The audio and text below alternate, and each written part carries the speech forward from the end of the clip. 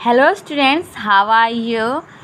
आई hope आपको मेरे तो लास्ट वीडियोस हैं वो समझ आ चुकी होगी। तो चलिए आज हम अपने चैप्टर को आगे रीड करना स्टार्ट करते हैं। तो हमारा चैप्टर नेम क्या है? Distribution of the oceans and the continents. आज हम पढ़ेंगे post drift studies. Post means past, drift means changes. आज हम पढ़ेंगे जो ड्रिफ्ट थ्योरी थी जो कि 1912 में आई थी और वैगनर को इसने क्या किया था, इंट्रोड्यूस किया था वैगनर ने इसे। आज हम उससे पहले के बारे में रीड करेंगे स्टूडेंट्स। जो वर्ल्ड वॉर सेकंड हुआ उसने हमें कई डिमेंशंस प्रोवाइड की ताकि हम जो अपनी डिस्ट्रीब्यूशन ऑफ ओशियंस और कॉन्टिनेंट्स की स्टडी है उसे क्या कर सकें, कंप्लीट कर सकें स्टूडेंट्स। तो हम एक थ्योरी पढ़ेंगे आज, कन्वेक्शनल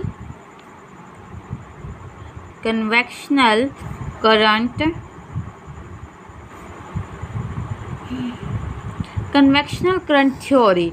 ये थ्योरी किसने इंट्रोड्यूस करवाई थी? ये करवाई थी आर्थर होल्म्स ने। कब करवाई थी स्टूडेंट्स? 1930s में। इसका मतलब पता है 1930 के डेकेड में, 1930 से 1940 के बीच में इसने क्या करवाई थी, ये इंट्रोड्यूस करवाई थी स्टूडेंट्स। और इस थ्योरी में हम क्या डिस्कस करेंगे स्टूडेंट्स? हम डिस्कस करेंगे possibility of convection current operating in mental portion. तो स्टूडेंट्स अब क्वेश्चन अराइज होता है कि कन्वेक्शन करंट होता क्या है? कन्वेक्शन करंट क्या होता है students? A current in a fluid that result from convection. वो करंट फ्लूइड मीन्स लिक्विड में जो कि कन्वेक्शन से हो, वो करंट लिक्विड में प्रोड्यूस हो। किस वजह से प्रोड्यूस हो? कन्वेक्शन की वजह से प्रोड्यूस हो। तो एक वर्ड यूज़ हुआ इसमें, कन्वेक्शन। कन्वेक्शन का मतलब क्या होता है स्टूडेंट्स? वो प्रोसेस जिसमें हीट है वो मूव करती है गैसियस या लिक्विड पार्ट से as a hotter part rise and cooler. जो हॉट पार्ट है वो तो ऊपर चली जाता है और कूल हो जाता है, लेकिन जो हैवी पार्ट है वो सिंक हो जाता है, वो क्या हो जाता है, नीचे की तरफ आता है स्टूडेंट्स। हमें पता होगा जिसके पुराने घर हों वहाँ पे हम ऊपर क्या लगवाते थे, जंगले, शायद हम उनको जंगले बोलते हैं, हम वो लगवाते हैं। उसका कारण क्या है, हम क्यों लगवाते हैं उसे? हम साइंस के स्टूडेंट्स भी हैं स्टूडेंट्स, हमने साइंस पढ़ी है, 10th तक तो पढ़ी है, तो हमें पता होना चाहिए कि वो हम अपने घर में जंगले क्यों यूज़ करते हैं। जो रोशनदान, एग्जैक्टली वर्ड होता है रोशनदान, हम वो क्यों यूज़ करते हैं? वो इसलिए यूज़ करते हैं ताकि जो नीचे गर्म हवा है वो क्या हो जाए, ऊपर उठे। वो ऊपर की तरफ जाती है स्टूडेंट, जहाँ पे गर्म हवा नहीं होती वो उस तरफ जाती है, तो ऊपर जाती है और वो गर्म हवा उस रोशनदान से बाहर चली जाती है, और जो ठंडी हवा है वो क्या हो जाती है, नीचे आ जाती है या बाहर से अंदर आ जाती, ठंडी हवा में मिल जाती है, और है जो हॉट एयर वो ऊपर चली जाती है। यही होता है स्टूडेंट्स कन्वेक्शन। तो कन्वेक्शन करंट आपको समझ आ गया होगा। वो करंट जो कि किस में प्रोड्यूस हो, एक फ्लूइड में प्रोड्यूस हो, लिक्विड में प्रोड्यूस हो, जिसका रिजल्ट क्या हो, कन्वेक्शन रिजल्ट हो। और स्टूडेंट्स जो ये करंट है ये किस वजह से प्रोड्यूस हुआ था? ये रेडियो एक्टिव एलिमेंट से प्रोड्यूस हुआ था। रेडियो एक्टिव एलिमेंट्स, ये किससे प्रोड्यूस हुआ था? रेडियो एक्टिव एलिमेंट से प्रोड्यूस हुआ था, जो कि थर्मल डिफरेंस क्योज करता है मेंटल पोर्शन में। हमें मेंटल का तो पता ही होगा, जैसे हमारी अर्थ है इसके ये पार्ट्स हैं। आउटर क्या होता है, क्रस्ट, जो बीच वाला होता है वो होता है मेंटल, और जो इनर होता है वो क्या होता है, कोर। और स्टूडेंट्स ये थ्योरी था, इसका कारण क्या था? ये बस एक अटेम्प्ट था एक्सप्लेनेशन प्रोवाइड करने के लिए, जो इश्यू ऑफ फोर्स था उसको एक्सप्लेनेट करने के लिए ये एक थ्योरी लाई गई थी। स्टूडेंट्स हमारा नेक्स्ट पॉइंट आता है mapping of the ocean floor. Mapping of the ocean floor. Mapping of the ocean floors का मीनिंग क्या होता है स्टूडेंट्स? ये तो है नहीं कि हम इंची टेप लेके जाएंगे, हम ओशियन को क्या करेंगे, मापेंगे। उसके लिए भी कुछ इंस्ट्रूमेंट्स होते हैं स्टूडेंट, लेकिन हमें इस चैप्टर में वो नहीं पढ़ना है। तो चलिए हम अपने टॉपिक को स्टार्ट करते हैं। Mapping of the ocean floors, तो जब सबमराइन गई वाटर के अंदर तो हमें पता चला कि जो एक ओशियन है वो एक प्लेन नहीं है, उसके अंदर जीव हैं, पक्षी हैं, पौधे हैं, सब कुछ है। वहाँ भी एक अपनी ही दुनिया है, जैसे कि लैंड के ऊपर है, ओशियन में भी एक दुनिया है। ओशियन में भी जीव रहते हैं, पौधे हैं, हवा है, क्या है, सब कुछ है वहाँ पर। वो क्या है, लैंड पर डिपेंडेंट नहीं है, उनका अपना ही एक वर्ल्ड है। और हाँ स्टूडेंट्स, एक जो मेन फैक्ट था वो निकल के आया इससे। किससे निकल के आया? तब हमने mapping of the ocean floor किया। क्या फैक्ट पता चला? तो देखिए कि जो ओशियन क्रस्ट है, जो ओशियन क्रस्ट है वो यंगर है। किससे यंगर है? Younger than continental crust. Wow, it's an amazing fact. Students, हमारा नेक्स्ट टॉपिक क्या है? वो है ओशियन फ्लोर कॉन्फ़िगरेशन।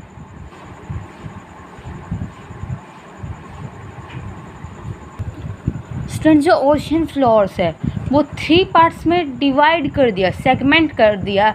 और वो क्या क्या है स्टूडेंट्स? किस बेस पे किया स्टूडेंट्स? ये 2 बेस पे किया। एक तो उसके रिलीफ्स के बेसिस पे, एक उसकी डेप्थ के बेसिस पे। जो फर्स्ट है वो क्या है?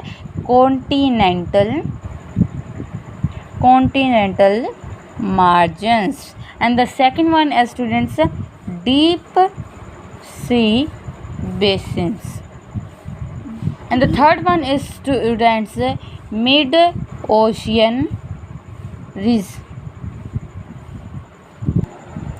ये देखिए स्टूडेंट, मैं आपको एक डायग्राम दिखाती हूँ। ये देखिए, ठीक है, एक ओशियन है ये, और ये यहाँ से कोस्ट है, ये ओशियन स्टार्ट हो रहा है। ये ऐसे है स्टार्टिंग में, जैसे हमारा तालाब होता है, पहले कम गहराई होती है, फिर वो गहरा होता चला जाता है। ऐसे ही फिर ये स्लोप है और फिर ये ऐसे है। ओके स्टूडेंट, देखिए जहाँ ये स्टार्टिंग हो रहा है, जहाँ तक ये क्या है, मतलब कुछ एक समान है स्टार्टिंग में। ये है कॉन्टिनेंटल शेल्फ। क्या है? कॉन्टिनेंटल शेल्फ है। और फिर यहाँ जो स्लोप है ये क्या है? कॉन्टिनेंटल स्लोप है। और ये फिर जहाँ से अराइज हो रहा है ऐसे, ये क्या है? कॉन्टिनेंटल अराइज है। Okay students, continental margin, what do you mean by margin? Margin का मतलब होता है स्टूडेंट्स सीमा, कॉन्टिनेंट की सीमा, कॉन्टिनेंटल मार्जिन। ये क्या होता है स्टूडेंट्स? इसमें क्या क्या आता है? Continental shelf, continental slope and continental rise, deep ocean trenches होता है स्टूडेंट्स खाइयाँ। ओके स्टूडेंट्स, खाइयाँ होता है ओशियनिक ट्रेंचेस का मीनिंग। देखो, मैंने आपको एक डायग्राम दिखाया था, ये रहा, ये ओशियनिक मार्जिन शो कर रहा है। देखिए ये क्या है? ये तो ओशियनिक सेल्फ है, ये क्या? ओशियनिक स्लोप है, ये क्या है? Continental rise. ये क्या बनाता है? ये दिखाता है कि कॉन्टिनेंटल मार्जिन ये होता है स्टूडेंट, कॉन्टिनेंटल मार्जिन। अब आता है स्टूडेंट डीप सी बेसिन्स या फिर एबिसल प्लेन्स। तो स्टूडेंट देखिए, मैं आपको एबिसल प्लेन्स शो करती हूँ। ये लाई करते हैं continental rise and oceanic ridge के बीच में। ओके, देखिए बीच में है ना दोनों की, ये भी क्या है? बीच में, ये बीच में है। और ये 50% एरिया है जो लैंड का वो कंसिस्ट करता है। ये क्या है? सॉरी, लैंड का तो हम नहीं बोल सकते, ये 50% एरिया कवर करता है। और हाँ, जो सेडिमेंट्स वगैरह होते हैं, यहाँ से स्लोप थी तो सेडिमेंट्स वगैरह क्या होते हैं? यहाँ पे आके रुक जाती हैं। क्या होते हैं? सेडिमेंट्स वगैरह। ओके स्टूडेंट्स, तो चलिए अब हम अपने नेक्स्ट की ओर बढ़ते हैं। वो क्या है? Mid oceanic ridge. Okay students, ये क्या होती है? चेन होती है माउंटेन सिस्टम की। ये क्या होती है स्टूडेंट्स? चेन ऑफ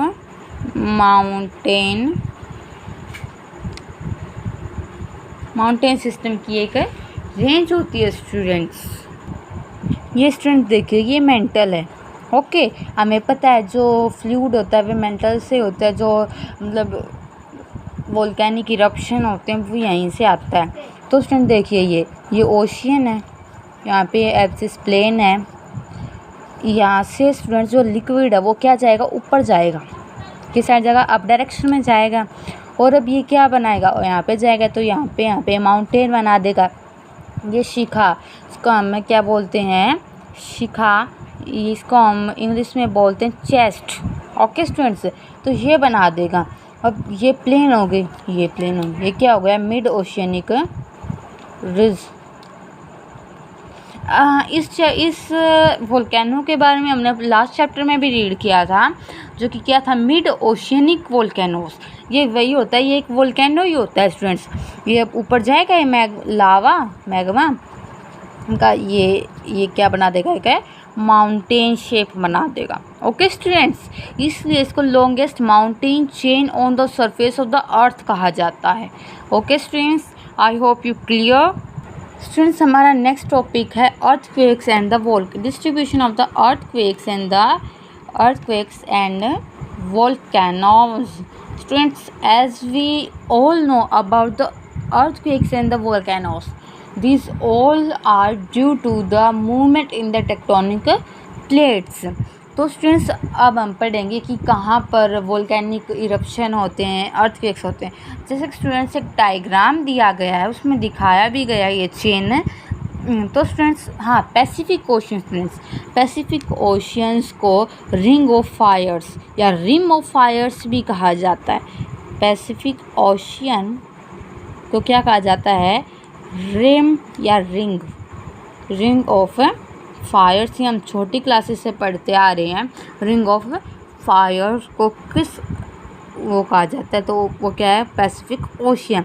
ये क्यों कहा जाता है, ये इसलिए कहा जाता है क्योंकि जो पैसिफिक ओशियन है वो उसमें बहुत ज़्यादा एक्टिव वोल्केनोज है। वहाँ पे क्या होते रहते हैं, वोल्केनिक इरप्शन होते रहते हैं, वोल्केनोज इधर से उधर जाता रहता है, तो इसलिए इसको rim of fire, ring of fire कहा जाता है। स्टूडेंट्स, हम आगे चलते हैं तो हम एक कंसेप्ट है सी फ्लोर स्प्रेडिंग।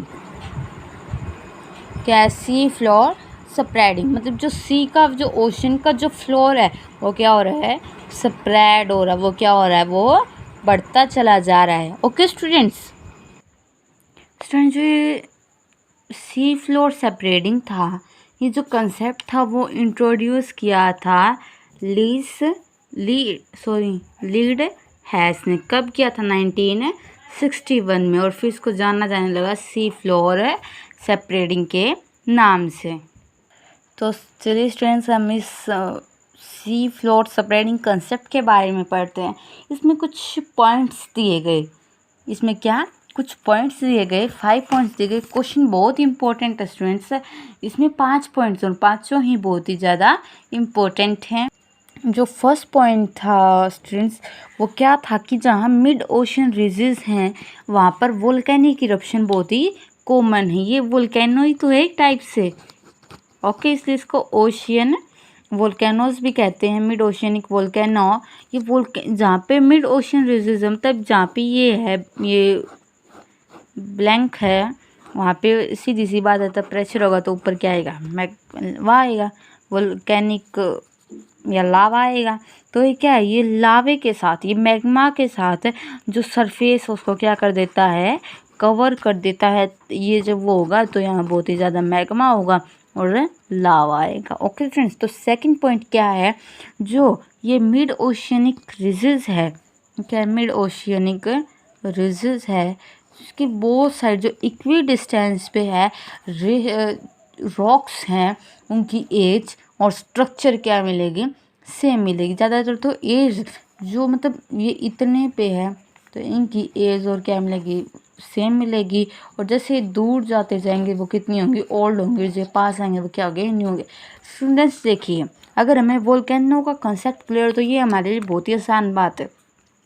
ये थोड़ा एक बार दिमाग लगाइए, देखिए अगर यहाँ पे वोल्केनो इरप्शन हो रहा है बार बार क्या हो रहा है, वोल्केनो इरप्शन आ रहा है, न्यू लावा आ रहा है, तो न्यू लावे से तो यहाँ पे न्यू रॉक ही बनेंगी। और यहाँ पे दूर जाएंगे तो ओल्ड मिलेंगे, यहाँ पे तो न्यू मिलेंगे ना students. So let's begin our third concept और फैक्ट। स्टूडेंट्स थर्ड फैक्ट है जो ओशन क्रस्ट है वो यंगर है कॉन्टिनेंटल क्रस्ट से। जो रॉक्स हैं ओशनिक वो यंगर हैं कॉन्टिनेंटल रॉक्स से। जो एज है ओशनिक क्रस्ट रॉक्स की जो एज है वो 200 मिलियन ईयर्स ओल्ड हैं, और जो कॉन्टिनेंटल रॉक की जो एज है वो 3200 मिलियन ईयर्स ओल्ड हैं। तो हमें पता चल रहा है कि जो ओशियन है वो यंगर है continental crust. Okay students, let's begin our fourth topic या फैक्ट दैट आज जो सेडिमेंट्स हैं, जैसे कि ओशियन है इसके अंदर जो सेडिमेंट्स हैं उनकी जो लेयर वो बहुत ही क्या है, वो बहुत ही थिन है, बहुत ही पतली लेयर है। और तब की जो साइंटिस्ट हैं वो सोच रहे थे कि अगर ओशियन कॉन्टिनेंट के जितना ही ओल्ड है तो ये जो लेयर वो क्या होगी, थिक होगी। लेकिन जो ये लेयर है वो क्या है, थिन है, क्योंकि जो हमारा ओशन क्रस्ट है वो क्या है, यंगर है। Okay students, fourth point students जो डीप ट्रेंचेस हैं, जो डीप खाइयाँ हैं ओशियंस में, जो डीप ट्रेंचेस हैं वो क्या है, वहाँ पे जो अर्थक्वेक के जो